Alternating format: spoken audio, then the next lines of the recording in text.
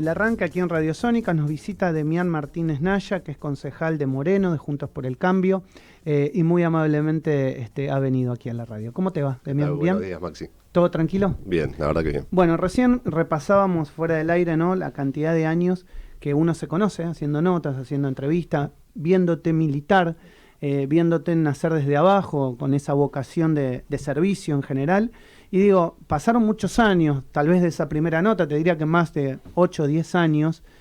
¿Qué te ha traído la política a tu vida y cuáles son las expectativas de cara a futuro? Nos estás viendo crecer a varios de nosotros. Sí, ya tal se nos cual. empieza a caer Bueno, el ustedes pelo también me ven algunos. a mí, ¿no? Es así, es igual. La verdad, la política todavía no hemos llegado a ese puerto que tanto buscamos. La verdad, a veces es decepcionante, a veces duele. No sé, hace 2 semanas se fue mi hermana más grande, médica cardióloga, se fue a vivir a Estados Unidos. ¿Qué edad? 2 años más que yo, 35. Y es un golpazo. Vos decís, Totalmente. sí, está pasando, los jóvenes se van, no tenés los datos, tenés las estadísticas, pero cuando te toca a vos en tu círculo íntimo, y vos sos un militante político como me pasó a mí, yo no esperaba que me golpeara de esa manera, porque mi hermana es como, siempre fue el ejemplo, la chica bien, la que le iba todo bien, la médica. Que estudiaba, claro. Estudiaba, arrancó a estudiar en la Favaloro en un momento, nos agarró la crisis del 2001 como a todos, mis viejos no se la pudieron pagar más. Perdón, no se hizo problema, se anotó en el CBC, hizo la carrera en la UBA, la hizo rapidísimo. Siempre fue como el ejemplo de la familia de superación, y vos te das cuenta que esa persona que es un valor, que laburaba reglamento en la Argentina porque si no paga impuestos de la ganancia, entonces terminaba laburando gratis. De hecho, la anécdota es que laburó Navidad y absolutamente todo el pago de Navidad se lo comió ganancias, claro. Entonces laburó gratis. Es decir, ¿para qué lo hice? Para el sanatorio, entonces dice, ¿para qué laburo? Y se termina yendo, y cuando se termina yendo alguien de tu círculo íntimo, te das cuenta que estás perdiendo la batalla. Y yo creo que nosotros estamos hoy en Argentina en ese punto donde vemos que perdemos la batalla, pero donde hay una luz clara de futuro y de horizonte, que yo digo que es la bala de plata, donde estoy confiado que hay un cambio y una transformación en la Argentina, que es el año que viene. Yo no soy un falso positivista, ni me creo falsas ilusiones, trato de ser bastante realista en general. Creo que estamos en un momento histórico donde la Argentina puede tener mayoría de un espacio republicano gobernando por primera vez, con mayoría en la Cámara de Diputados, quizás con mayoría o al menos empatados en la Cámara de Senadores, lo cual va a permitir una transformación realmente a fondo que nosotros necesitamos hace mucho tiempo, porque con cualquiera que hables se necesita esa transformación. Eso es una diferencia fundamental entre lo que fue el gobierno de Mauricio Macri y lo que puede llegar a ser un eventual gobierno de Juntos por el Cambio nuevamente en el 2023. ¿Por qué? Porque ustedes claramente no tenían mayoría en la Cámara, tenían muy pocos diputados, muy pocos senadores. Senadores creo que eran, no sé si había dos. Y bueno, ahora también se cometieron errores en ese periodo. La autocrítica está, el propio Macri ha hecho eso, la autocrítica. ¿Vos crees que ahora con el trabajo de los planes que hay, de las diferentes fundaciones y el trabajo de campo, se puede pensar en un proyecto distinto al que se inició en el gobierno de Mauricio Macri? Para mí hay que analizar más los contextos que los momentos. A ver. Y me parece que los contextos vienen un poquito más atrás. En el 2011 todos querían que Macri fuera candidato a presidente y él declinó su candidatura, no era momento. Se inició un proceso de trabajo con la Fundación Pensar bastante grande, pensando políticas públicas, planes de gobierno. Se llegó a esa meta de gobierno con resultados aún más esperanzadores de los que uno podía esperar, porque también ganamos la provincia de Buenos Aires con una gran candidata y un gran cuadro como es María Eugenia Vidal. Y la verdad no éramos suficientes nosotros para ocupar los lugares que había que ocupar. Esto se sabe, esto por más que vos hagas una reducción del Estado, necesitas 5.000 tipos de confianza, hombres y mujeres, para los cargos ejecutivos a nivel nacional. Después necesitas otros tantos para la provincia, necesitas, si conservás la ciudad de Buenos Aires, si tenés provincias que ganás, como ha ocurrido. En general el radicalismo tiene mayor presencia territorial en muchas provincias. El PRO es incipiente, es un periodo muy corto. Vos pensás que el PRO surge en el 2005. Entonces es un periodo muy corto en la historia, donde el contexto nos llevó a que en el 2015 se inició un proceso de cambio cultural. Que esto es simplemente revisar lo que decía Mauricio Macri en ese entonces. Cambio cultural, acá la Argentina necesita una transformación cultural. Se inició un proceso en donde no teníamos ni mayoría en la Cámara de Diputados ni en senadores, donde había mucho acuerdo con los gobernadores, no teníamos mayoría de las provincias, nos faltaba territorialidad, el contexto era absolutamente adverso, los sindicatos en contra, la política agresiva, violenta del kirchnerismo en contra, que hoy el PJ ha sido consumido por el kirchnerismo, que es una facción de izquierda, que hoy la izquierda y el kirchnerismo son básicamente lo mismo, por eso se abstiene ayer en boleta única la izquierda, inentendiblemente. Incomprensible. ¿Tenés una lectura de eso? Para mí son parte, siempre han sido funcionales y hoy queda bien claro que la izquierda crece en los votos que pierde el kirchnerismo, pero es el mismo votante, es el mismo voto, siempre se mantiene en el mismo lugar. Y aparece hoy una figura que repite el discurso de Mauricio Macri, que es Milei, que vos lo analizás a Milei hoy en su discurso, quizás más violento, más agresivo, pero es el mismo discurso del Mauricio del 2015, exactamente el mismo, las mismas transformaciones, un poco más radicalizado con algunas cosas que no se pueden hacer, como destruir el Banco Central de la República Argentina y un montón de cosas que llaman la atención, pero el discurso es básicamente el mismo sin la experiencia. Entonces, cuando vos tenés un proceso de experiencia, como tuvimos todos nosotros, que por ejemplo en la provincia de Buenos Aires creemos que es fundamental tener esa experiencia, nosotros nos costó mucho entender el funcionamiento ejecutivo de la provincia de Buenos Aires. Los organismos de control, los tiempos de las licitaciones. Vos decís, sí, vamos a contratar esta empresa o vamos a hacer esta obra de vialidad tan grande. Bueno, haces la licitación 8 meses. Sí, y sobre todo que faltaba digitalización. Hoy está un poquito más avanzado, pero sigue faltando. Algunas cosas tiraron para atrás, otras cosas hay que volver a implementar, pero sí se avanzó bastante con GEDEVA, que es un sistema específico de la provincia de Buenos Aires, que permite la digitalización, el seguimiento, el control de muchas cosas. Pero este proceso en el contexto era una Argentina del 2015 que no creía que estábamos tan mal, un nuevo gobierno incipiente con esperanza y demás, pero sin el poder político para poder hacer las transformaciones necesarias y que sabemos que son necesarias. Y hoy tenemos un contexto absolutamente distinto, una sociedad absolutamente consciente de este desastre, de esta catástrofe que estamos viviendo, donde absolutamente todos vivimos en carne propia, así como yo te contaba lo de mi hermana, cada uno de nuestras familias, alguien que no tiene trabajo, alguien que lo perdió, alguien que está en un momento, una situación de violencia de género no atendida. Hay muchas cosas que se entremezclan y se cruzan que generan bronca, angustia, desazón, y la meta del 2023 aún queda lejos. Entonces, el contexto es distinto, hay un espacio que tiene la experiencia, que lo puedo construir, que es amplio, que cree en las buenas opciones, en las buenas alternativas y las acompaña, pues las propuestas buenas las acompañamos, como fue el caso de la ley de VIH ayer. Entonces, las cosas que están bien hay que hacerlas bien, y las que no están bien hay que hacerlas más rápido para solucionarlas. Y eso lo aprendimos, y yo creo que, si bien entendido, un vamos por todo del 2007 de Cristina, un vamos por todo de los argentinos en el 2023, yo creo que está claro. Me parece que el triunfo de Juntos por el Cambio del 2023 va a generar en muy poco tiempo las transformaciones de fondo que nos van a llevar a un proceso de 10 años de construcción. Ahí hay interna también, en Juntos por el Cambio de cara a 2023. ¿Qué estás viendo vos en esa interna? Yo veo distintas posiciones y posturas desde lo discursivo, las formas, más que del fondo. Si nosotros tenemos que hacer una reforma laboral, me parece que nadie lo discute, que tiene que haber una reforma previsional justa, me parece que nadie lo discute. Hoy que los jubilados estén cobrando la miseria que cobran es inentendible, me parece que eso es una decisión administrativa, hay que tomarla. La reforma tributaria tampoco, estamos asfixiados por los impuestos. Mira, te cuento una situación, fui a arreglarle unos impuestos a mi viejo de una propiedad que tiene un galpón que está hecho bolsa, en San Martín, y le cobran el 8% del valor de la propiedad por mes. En 10 meses, el gobierno municipal se quedó con la propiedad de mi viejo. ¿Me entendés? Y fui a arreglar el tema de impositivo después de 2 años de pandemia, de estar desocupado, de estar absolutamente detonado el galpón porque lo quieren alquilar por una cervecería, ¿me entendés? Entonces no se usaba. Había que poner los impuestos en condiciones, entonces los pago, está bien, la cervecería se hará cargo, pero yo tengo que judicializar la situación. Entonces vos tenés un gobierno municipal y al lado mío había una pareja que tenían un terrenito y se estaban construyendo una casa.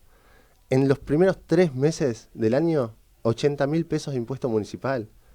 Entonces es una locura, estamos hablando de San Martín, no estamos hablando de San Isidro, no estamos hablando de los barrios preferenciales de la Argentina, no estamos hablando de un lugar absolutamente popular, con un gobierno absolutamente abusivo, que vulnera los derechos, porque esa familia, ¿qué alternativa tiene? Estoy 100% de acuerdo en lo que estás diciendo, y uno se pregunta, en los diferentes barrios, en el conurbano bonaerense, además de esto, ¿qué te dice la gente? Porque, digamos, uno lo que ve es que a uno como clase media le cuesta llegar a fin de mes, vemos depreciación del valor del salario. Esto no empezó hoy, empezó hace mucho tiempo, empezó en realidad con Néstor Kirchner, cuando decía que la inflación era 10% y que si terminábamos en 20 iba a estar detonado, decía Cristina, y sabíamos que en ese momento era 20. Pero bueno, después siguió. Con Macri tampoco se pudo controlar, y hoy también veía un Twitter tuyo que vos ponías, bueno, ahora nadie se preocupa por el valor de la leche, y bueno, y obviamente dramático. Es dramático el valor de la leche, pero esto pasa en todos los productos, no es solamente en uno.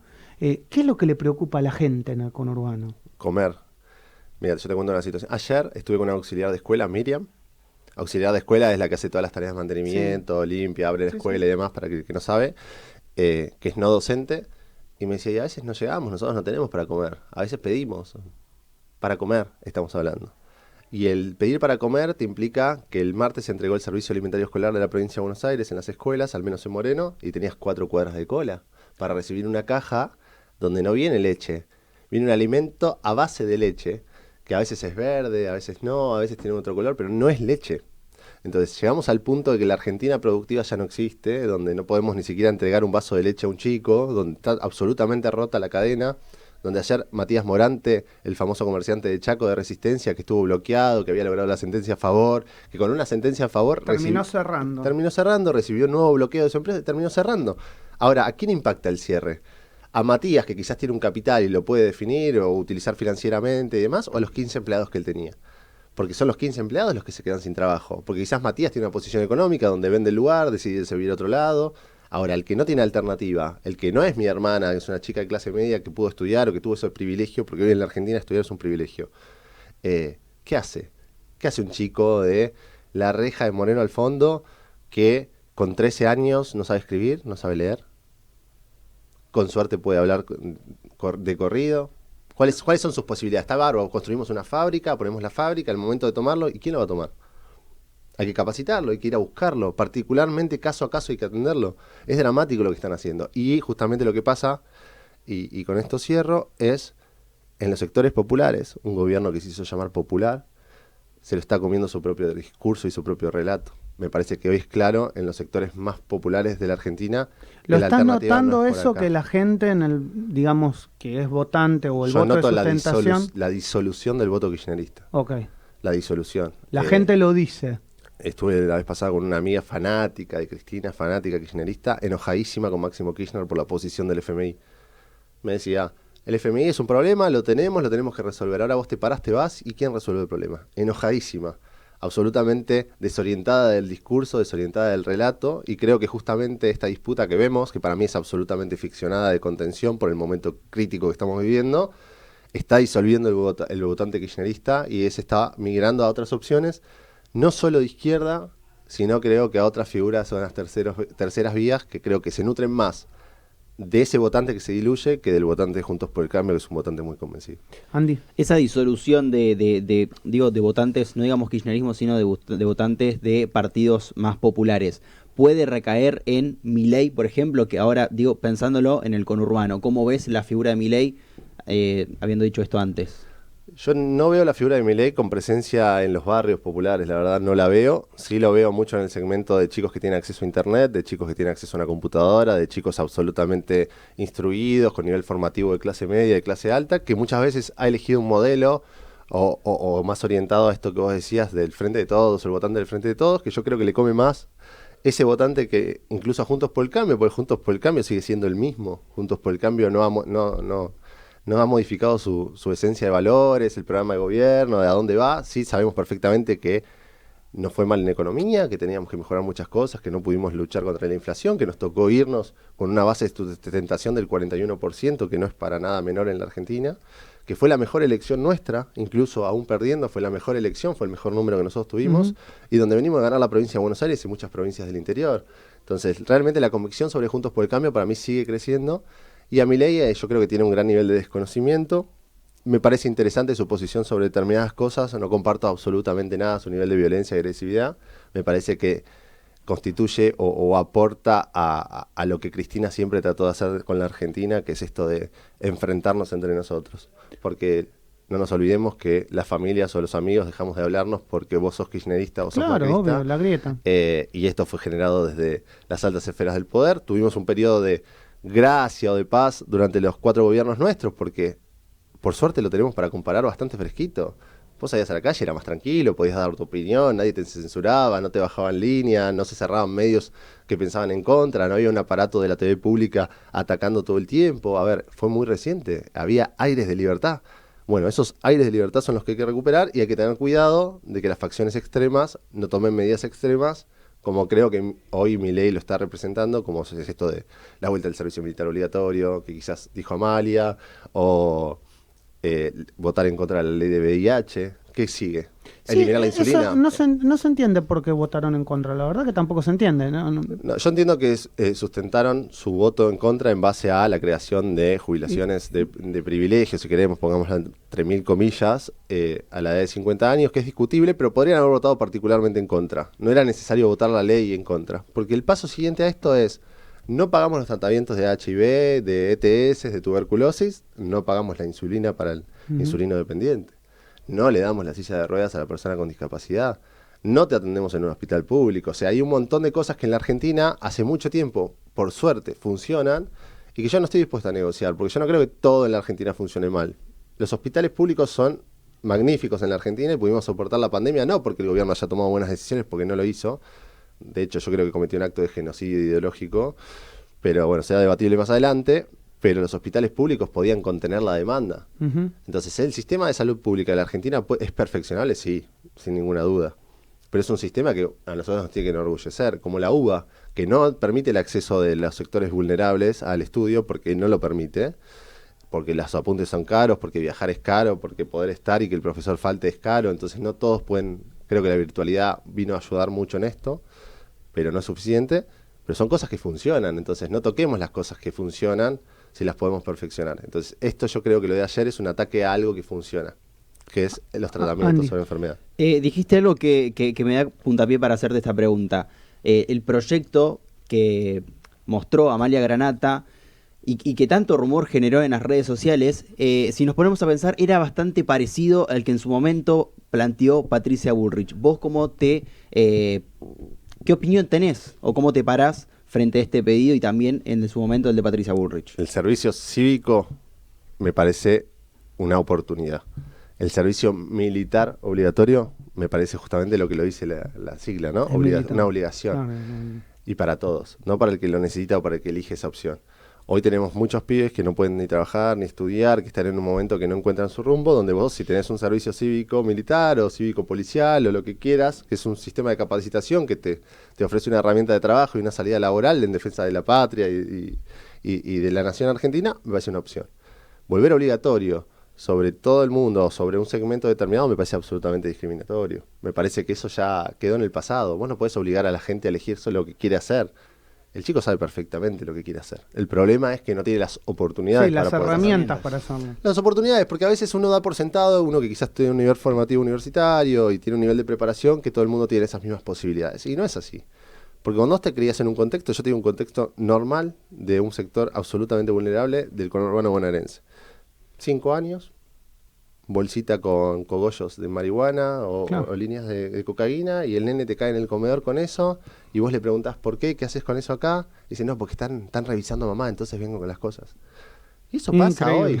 Eso pasa hoy, entonces no lo desconoce absolutamente nadie. La policía lo sabe, pero la policía, primero, son pocos, segundo, no tienen el respaldo, se intervienen, primero viven en esos barrios, se intervienen, corren riesgo, entonces la responsabilidad es absolutamente política.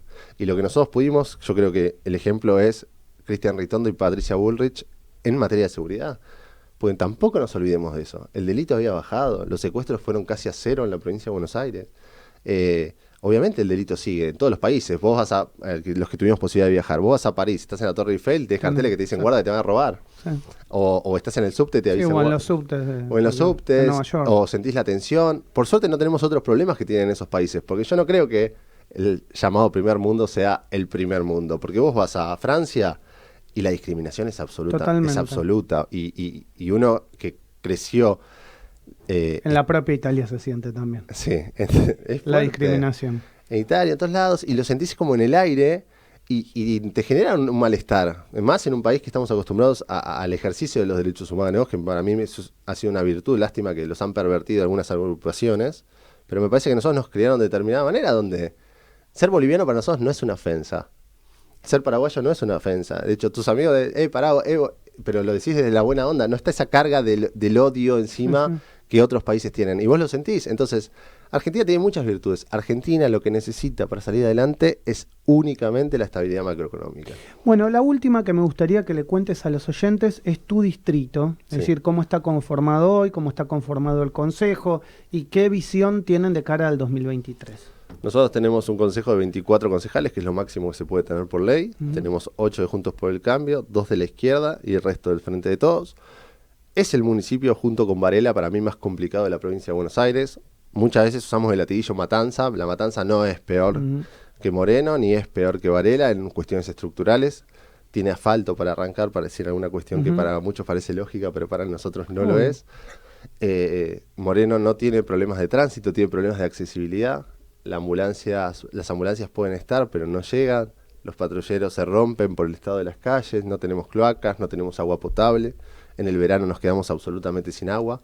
AISA no invierte lo que tiene que invertir. No solo en Moreno, también pasa en Berazategui y en muchos distritos del conurbano donde no hay acceso al agua. Entonces el básico para vivir necesitas agua, y en el verano la provincia de Buenos Aires no tiene agua, no se hace la inversión que necesita. Malena Galmarini y Sergio Massa, que vienen de la provincia, podrían empujar un poquito más eso.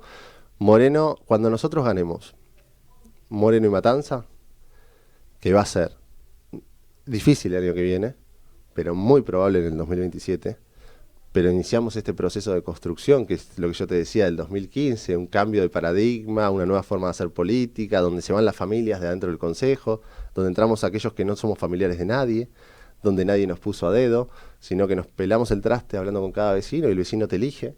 Esos procesos se iniciaron en Matanza. ¿Lo ves difícil aún con la aprobación de la boleta única? Yo lo veo difícil, pero lo veo difícil porque nosotros tenemos un esquema clientelar absolutamente dependiente de Nación y de la provincia de Buenos Aires.